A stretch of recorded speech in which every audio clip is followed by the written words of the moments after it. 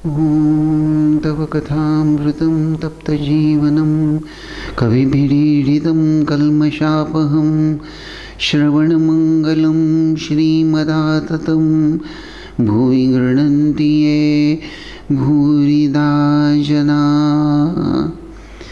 आइए वचनामृत के इस चिंतन को आगे बढ़ाते हैं। हम महेंद्रनाथ गुप्त मास्टर का तृतीय दर्शन अध्ययन कर रहे हैं। 5 मार्च रविवार 1882। अभी तक हम लोगों ने श्री रामकृष्ण देव द्वारा दिए गए 2 उदाहरण उसको लेकर गहराई में सोचने का प्रयास हम लोगों ने किया, चिंतन करने का प्रयास किया। श्री रामकृष्ण देव ने सर्वसामान्य एक जीव को, गृहस्थ लोगों को संसार में किस तरह रहना चाहिए, उसके लिए उसे क्या करना चाहिए, यह मार्गदर्शन करने हेतु ही ये 2 उदाहरण प्रस्तुत किए थे, जिनमें हाथी नारायण, महावत नारायण की छोटी सी कहानी थी और ब्रह्मचारी और विषधर सांप की कहानी। ये 2 उदाहरण हम लोगों ने देखे हैं। अब थोड़ा हम आगे चलते हैं और आगे का वचनामृत का, कथामृत का कुछ पाठ करते हैं। श्री रामकृष्ण, परमात्मा की सृष्टि में नाना प्रकार के जीव जंतु और पेड़ पौधे हैं। पशुओं में अच्छे हैं और बुरे भी। उनमें बाघ जैसे हिंस्र प्राणी भी हैं। पेड़ों में अमृत जैसे फल लगे ऐसे भी पेड़ हैं और विष जैसे फल हों ऐसे भी हैं। इसी प्रकार मनुष्यों में भी भले बुरे, साधु असाधु हैं। उनमें संसारी जीव भी हैं और भक्त भी हैं। जीव 4 प्रकार के होते हैं: बद्ध, मुमुक्षु, मुक्त और नित्य। नारद आदि नित्य जीव हैं। ऐसे जीव औरों के हित के लिए, उन्हें शिक्षा देने के लिए संसार में रहते हैं। बद्ध जीव विषय में फंसा रहता है, वह ईश्वर को भूल जाता है, भगवत चिंतन वह कभी नहीं करता। मुमुक्षु जीव वह है जो मुक्ति की इच्छा रखता है।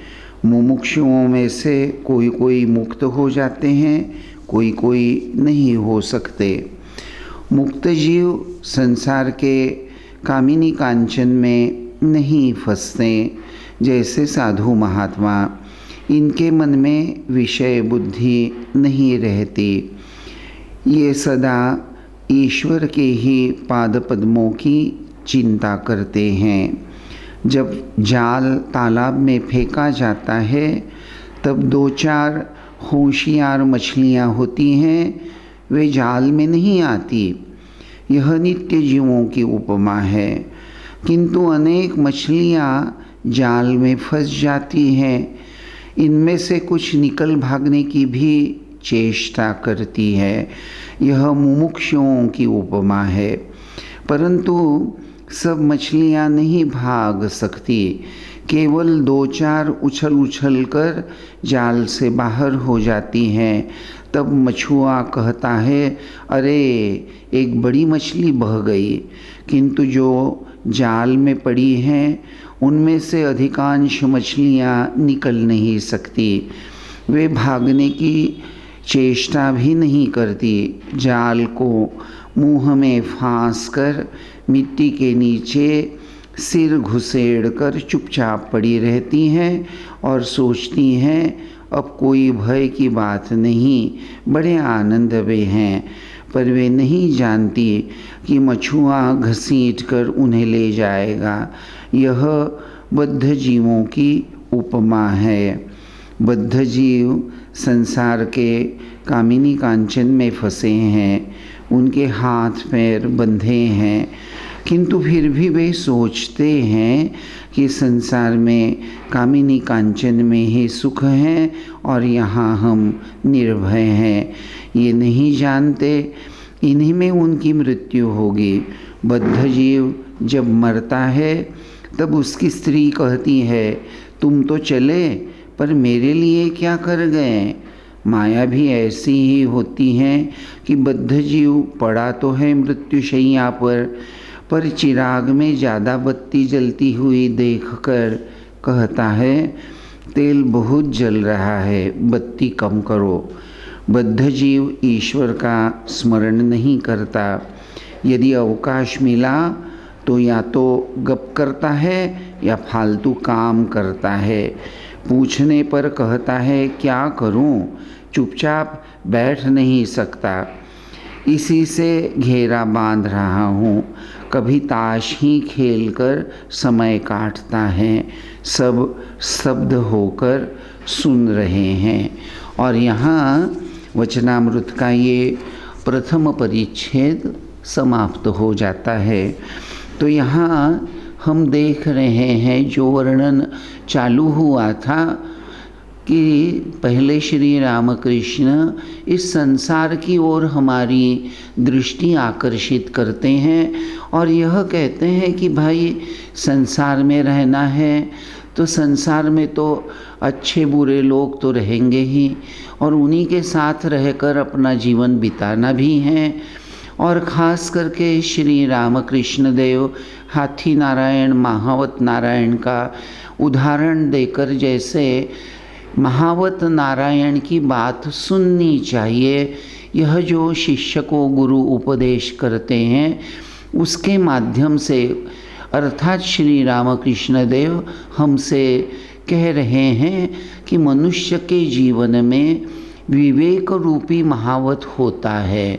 अर्थात हमारे अंतर मन में मनुष्य भली भांति जानता है कि अच्छा क्या है बुरा क्या है।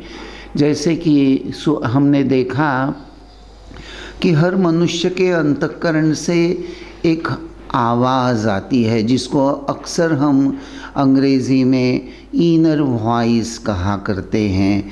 एक इनर वॉइस, इंट्यूटिव वॉइस, हमारी चेतना जो है, हमारा एहसास जो है, ये हमें जता देता है, समझाता है, बताता है कि भाई ये बुरा है, ये अच्छा है, this is right, this is wrong, this is good, this is bad.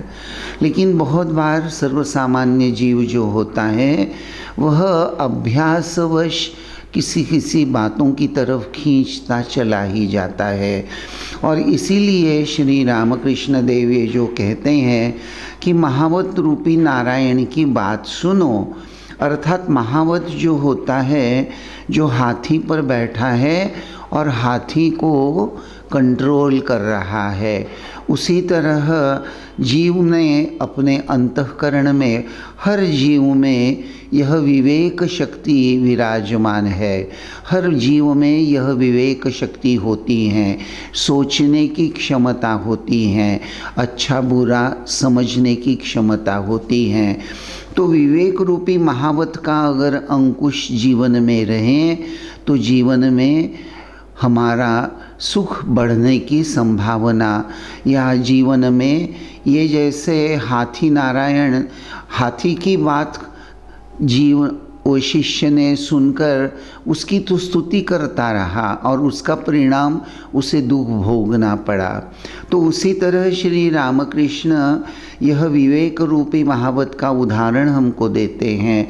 तो दूसरी तरफ संसार में बुरे लोगों से जो अन्याय कर रहे हैं, अनिष्ट करने पर तुले हुए हैं, ऐसे लोगों से बचने के लिए बीच बीच में तमोगुण दिखाना चाहिए, अर्थात सांप का निमित्त बनाकर फुफकारने की बात श्री रामकृष्ण कहते हैं।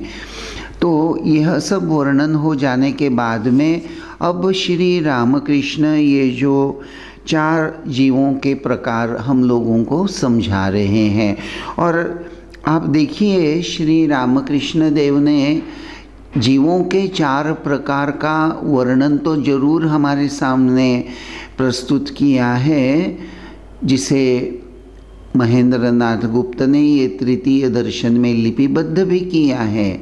लेकिन उसके पहले श्री रामकृष्ण फिर से एक बार इस संसार का वर्णन जरूर करते हैं और वहाँ वे कहते हैं कि परमात्मा की सृष्टि में नाना प्रकार के जीव जंतु और पेड़ पौधे हैं। पशुओं में अच्छे भी हैं और बुरे भी हैं, मीठे अमृत फल भी हैं तो विषधर वृक्ष भी हैं जिनको विषैले फल आते हैं। और इसी प्रकार श्री रामकृष्ण देव कहते हैं कि मनुष्यों में भी भले बुरे साधु असाधु होते हैं, उनमें संसारी जीव भी हैं और भक्त भी। अर्थात यहाँ हम देखते हैं श्री रामकृष्ण देव ने सर्वप्रथम संसार में रहने वाले लोगों का दो गटों में, दो भागों में विभाजन किया है। श्री रामकृष्ण कहते हैं कि संसार में ये जो साधु असाधु अच्छे बुरे यह जो लोग रह रहे हैं, यह जो लोग हैं तो इनमें संसारी जीव हैं और भक्त हैं। तो श्री रामकृष्ण इस प्रकार यह कैटेगराइजेशन क्यों कर रहे हैं, यह विभाजन क्यों कर रहे हैं, क्या उद्देश्य है श्री रामकृष्ण का, क्यों यह बात वह छेड़ रहे हैं। अर्थात यहाँ सर्वप्रथम श्री रामकृष्ण संसारी जीव और भक्त ये जो विभाजन कर रहे हैं, भक्त कौन होता है, किसको हम भक्त कह सकते हैं, यह प्रश्न स्वाभाविक उसको लेकर चिंतन हमको करना आवश्यक हो जाता है। अर्थात हम लोगों ने यह देखा ही है कि भगवान पर विश्वास रखने वाला, भगवान का अस्तित्व मानने वाला और भगवान को अपना मानने वाला, अर्थात मैं भगवान का हूँ और भगवान मेरे हैं, यह भाव हृदय में धारण कर भक्त को चलना है और भक्त चलता भी है। हमने यह भी देखा श्री रामकृष्ण देव ने विश्वास की बात भी छेड़ी थी। अर्थात विश्वास यह जो होता है तो यथार्थ के ज्ञान से विश्वास का उदय होता है और विश्वास जब आस्था में परिणत होता है तो सही अर्थ में उसको विश्वास कहा जा सकता है। तो भगवान है अर्थात भगवान सर्वज्ञ हैं, वह सर्वशक्तिमान हैं और वह सर्वत्र है।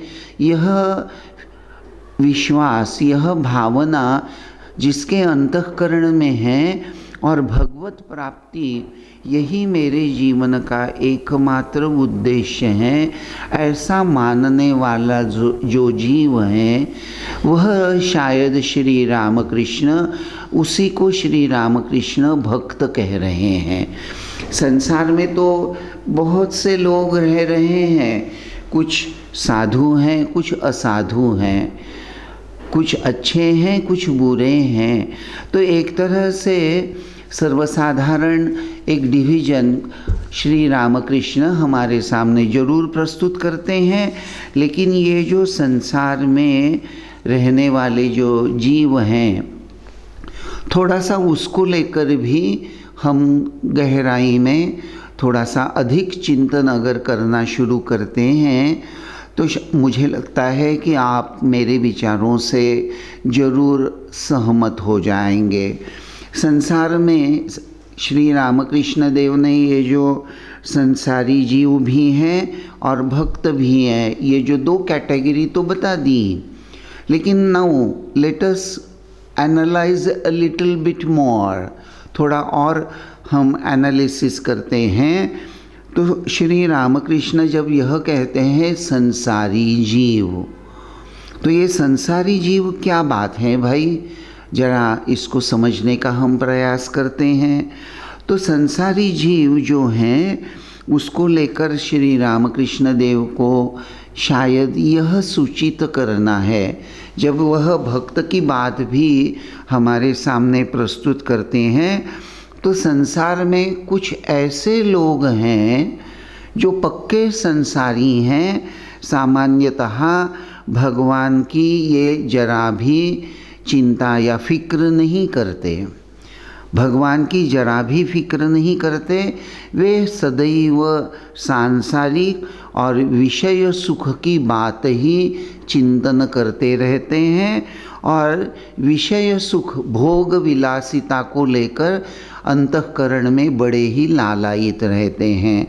और ये ऐसे जो लोग हैं, शायद ये पक्के संसारी लोग हैं, लेकिन ये पक्के संसारी लोग भी, इनके अंतःकरण में भी दुख प्राप्त होने का डर बसा हुआ रहता है।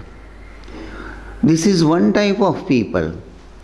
ये संसार में अगर हम खोजने निकले ना, जरा पैनी दृष्टि लगाकर संसार के लोगों को देखें तो हमको बहुत से ऐसे लोग मिल जाएंगे जो भगवान को मानते भी नहीं, भगवान की फिक्र भी नहीं करते, लेकिन संसार में विषय सुख जरूर चाहते हैं और जीवन में दुख आएगा इस भावना से वह बहुत डरते हैं। This is one type of people. फिर बहुत से ऐसे लोग भी हम देखते हैं, अन्य प्रकार के संसारी लोग, जो भगवान का चिंतन तो जरूर करते हैं, वे भगवान को मानते भी हैं।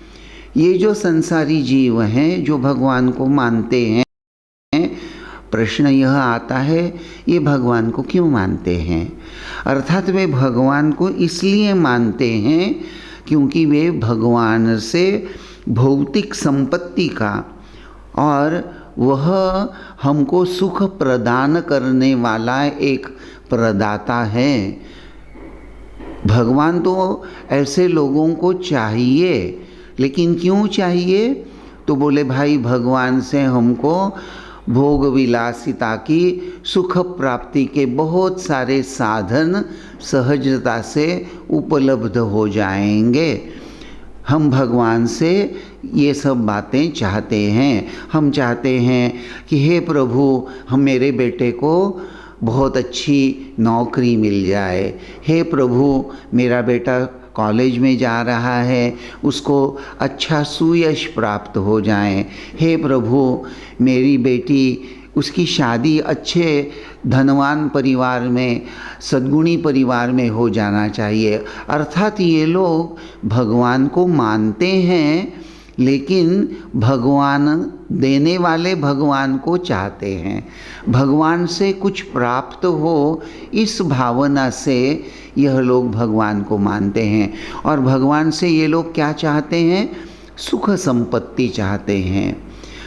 और ये लोगों को भी मेरे जीवन में दुख आने की संभावना है, यह डर सताता है। This is second type of people. ये भगवान को जरूर मानते हैं। अब थर्ड टाइप ऑफ पीपल, तीसरे लोग संसारी जीव, तो ये संसारी लोग जो हैं, ये बड़े यथार्थवादी होते हैं। They are very realistic approach लेकर चलने वाले लोग होते हैं। Very realistic approach about life. हकीकत, वास्तविकता का ये लोगों को बड़ा भान होता है और ये लोग यह जानते हैं कि इस संसार में हमको जीवन यापन करना है, तो भाई जीवन में सुख भी आएंगे और दुख भी आएंगे। तो जीवन में सुख दुख की अनिवार्यता ये लोग मान लेते हैं। This is third type of people, कि ये लोग भगवान को मानते भी हैं, भगवान की परवाह भी करते हैं, लेकिन इनका जीवन की तरफ देखने का जो दृष्टिकोण है वो बहुत ही यथार्थवादी है एकदम। और ये साफ साफ बोल देते हैं कि भाई संसार में जीवन यापन करना है तो सुख भी आएंगे, दुख भी आएंगे। these two are quite okay in life. These are the third type of people. फिर कुछ ऐसे संसारी जीव होते हैं जो आंशिक रूप से संसारी हैं और आंशिक रूप से आध्यात्मिक परंपरा को मानने वाले हैं। 50-50 आजकल की दुनिया में ये जो 50-50 का ज़माना बोला जाता है, एक बिस्किट है उसका नाम है 50-50, यानी वो 50% मीठा होता है, 50% नमकीन होता है। तो ये जो चौथे कैटेगरी के लोग हैं, संसारी लोग जो हैं, ये लोग इनमें इनके अंतःकरण में विषयों के प्रति आकर्षण भी हैं और भगवान के प्रति आकर्षण भी हैं, और ये लोग नियमित रूप से पूजा करते हैं, भजन करते हैं, स्तोत्र पठन करते हैं, और इन लोगों को भी मेरे जीवन में दुख आने की संभावना है, इस बात का बड़ा ही डर लगता है ये लोगों को। These are the fourth category. लेकिन ये लोग एक तरफ विषयों के प्रति जितने आसक्त है, उतनी ही उनकी भगवान के प्रति श्रद्धा भी होती है।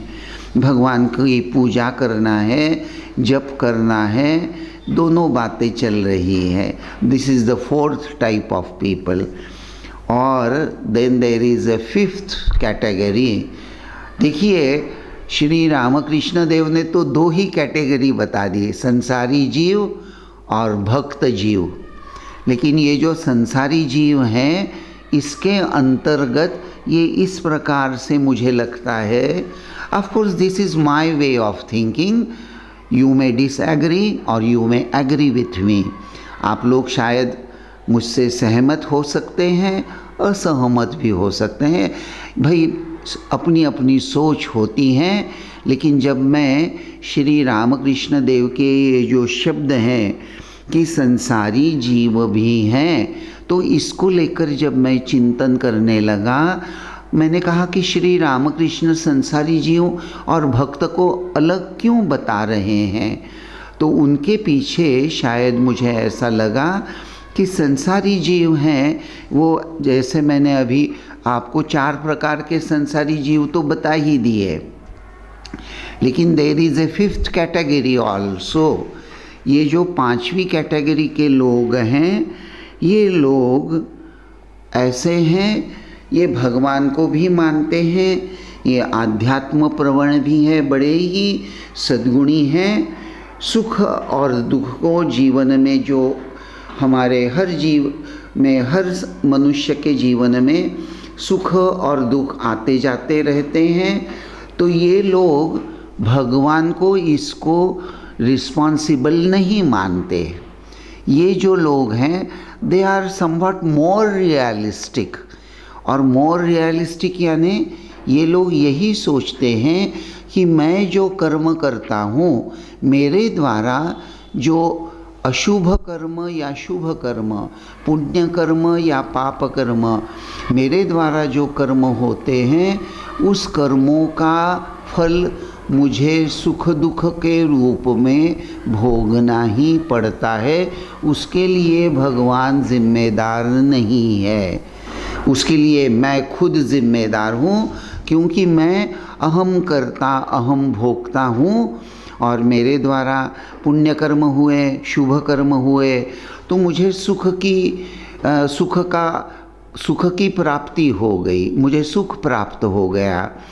और कभी अगर जीवन में दुख आता है, तो यह मनुष्य, यह संसारी जीव सोचता है कि मेरे द्वारा जरूर कोई अशुभ कर्म हुआ है, जिसके कारण मुझे ये दुख भोगना पड़ रहा है। So this is the fifth type.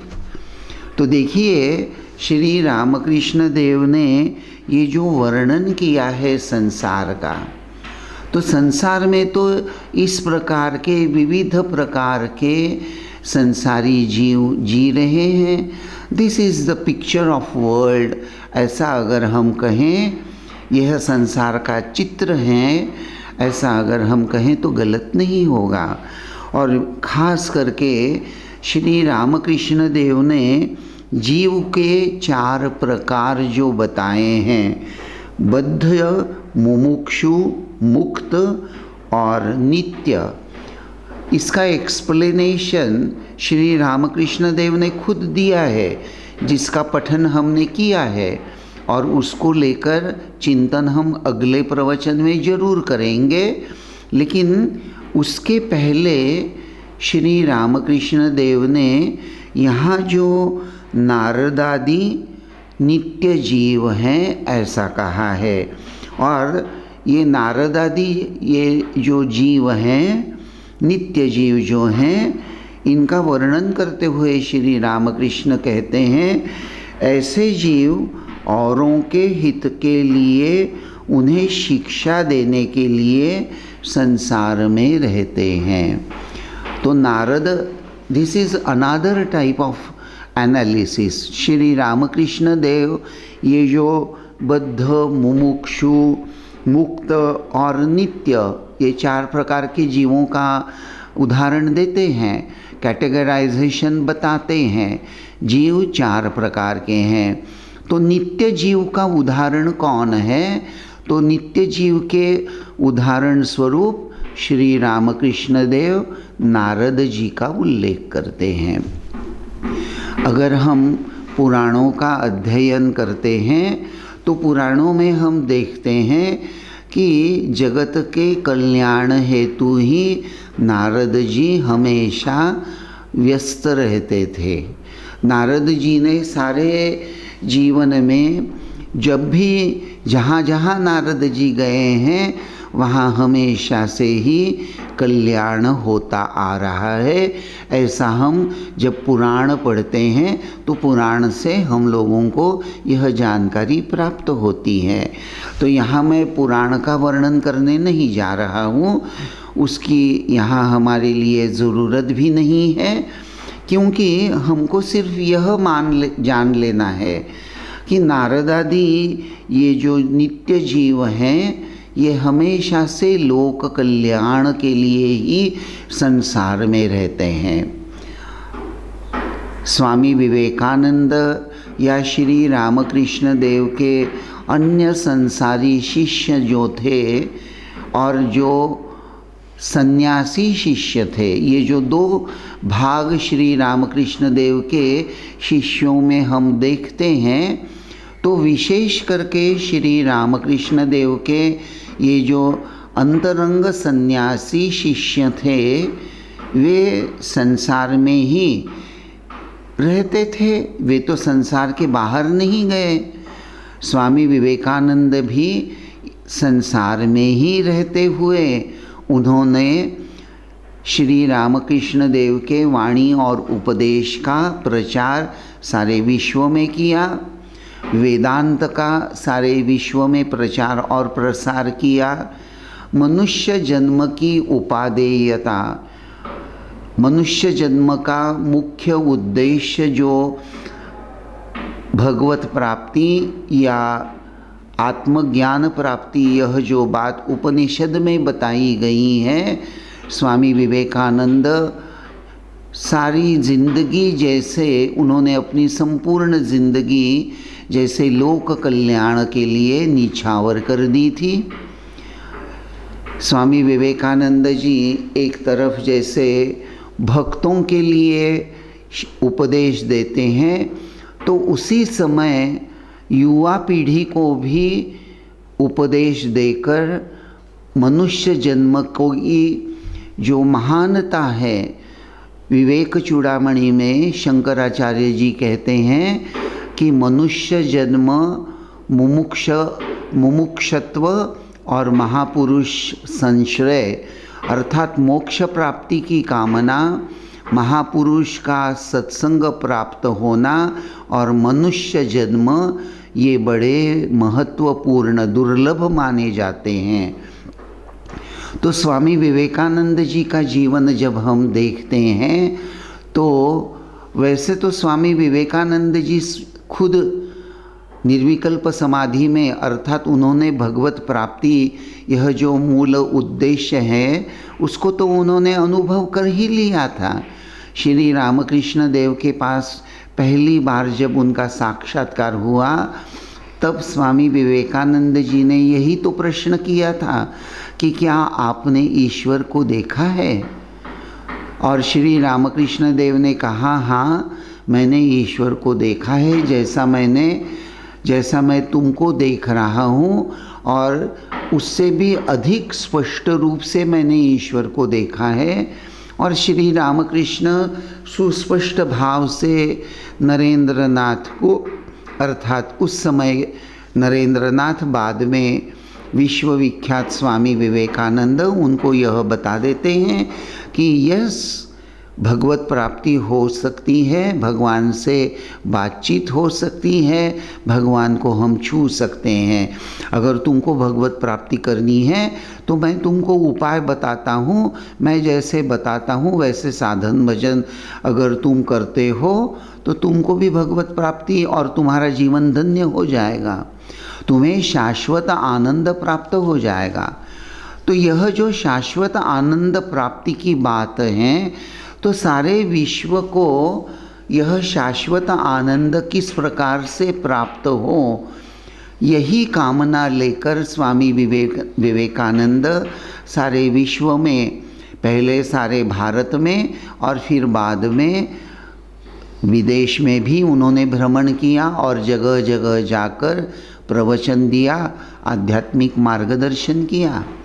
तो स्वामी विवेकानंद यह एक तरह से नारद जी के समान ही जगह जगह घूम घूम कर लोक कल्याण का कार्य ही करते हुए हमको नज़र आते हैं। तो श्री रामकृष्ण देव ने ये जो जीव के जो 4 प्रकार बताए हैं, उनमें से पहला नित्य जीव, उसका वर्णन, उसका उदाहरण नारद जी के रूप में हमको प्रस्तुत किया है। और ये जो बद्ध जीव हैं और मुमुक्षु जीव हैं, उसको लेकर हम अगले प्रवचन में चिंतन करेंगे। आज बस यहीं तक। ओम शांति शांति शांति। हरि ओम तत्सत। श्री राम कृष्णार्पणमस्तु।